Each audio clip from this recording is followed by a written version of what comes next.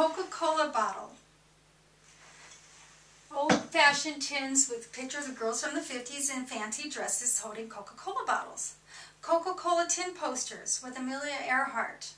A replica of a 1941 steel hanging thermometer with Coke bottles on either side. A vintage tin pub sign with a Coca-Cola cowboy on it. These are all memorabilia that the Coca-Cola company uses to evoke feelings of nostalgia in their customers. When you see these items, how do you feel? Do you feel calm and relaxed, or maybe longing to go back to the times portrayed by these items? Well, when I see these items, sometimes I do. In the commercials today, many advertisers use nostalgia to try to get consumers like you and I to buy their products. So, we are going to look at the kinds of emotions we feel when we see these products and why. We're going to look at some examples and who is affected by this and how advertisers can use this to their advantage. First of all, let's start with emotions. Dan Ryan, the creative director of the RSW marketing firm, says the success of nostalgia commercials ebbs and flows. It depends upon the economic condition of the country. During harder economic times, the commercials with nostalgia are much more successful. It works like this. The nostalgia strikes an emotional response in us, which in turn creates an emotional connection with the product. This leaves us with a yearning for the past of simpler times. But Ryan does caution that the times weren't really simpler, that those sneaky advertisers just sometimes make us feel that way. Sometimes we experience happy memories from nostalgia.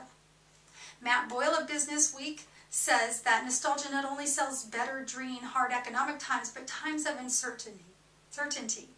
So, when we see this nostalgia advertising, when it puts the products at times when things were better, that makes us think we could be happier if we go out and buy these products. So we buy the products. So, in essence, these companies might be kind of tricking us to thinking that we can, quote, buy happiness. Also, Frank Cooper, the Chief Marketing Officer of the Sparkling Beverage Division of Pepsi-Cola, says that during hard times, people long for familiarity. So, in chaotic times, they tend to go with companies like Pepsi-Cola, who they know they can trust, companies that bring comfort, because, see, the product has been around for many years, and they still know that the company is still here for them.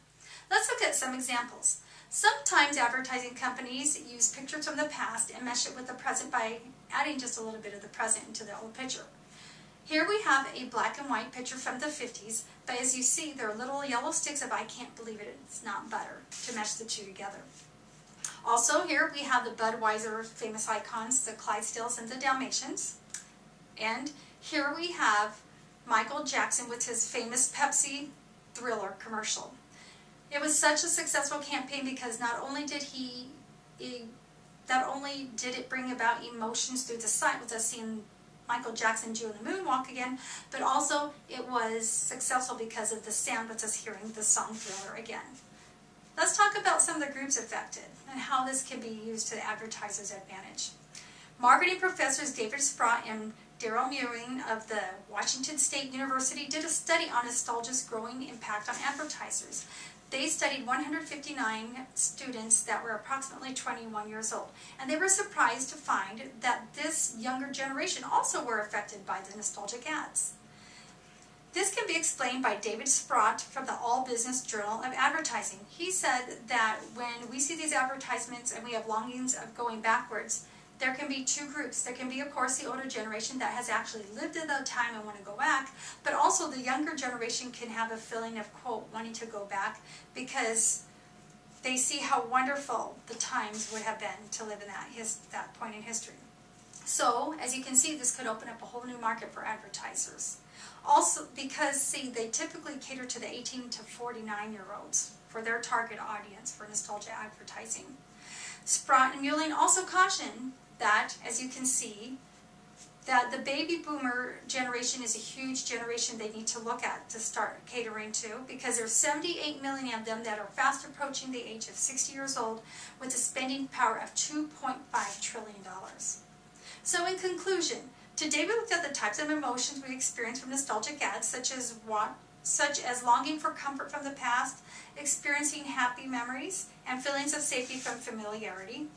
And some of the examples we saw were the Budweiser, Clydesdales, and Dalmatians, the black and white commercials from the 50s, and we found that we can experience our emotions through commercials, not only through sight, but also through sound from learning about the Michael Jackson Pepsi commercial.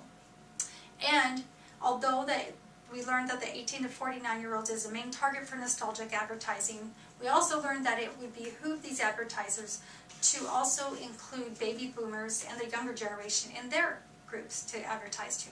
Who knows? Maybe the next time that you get a warm and fuzzy feeling while you're watching a nostalgic commercial, you might just have to stop and ask yourself, these feelings that you're experiencing, were they brought on by yourself, or did those sneaky commercial people influence you to feel this way?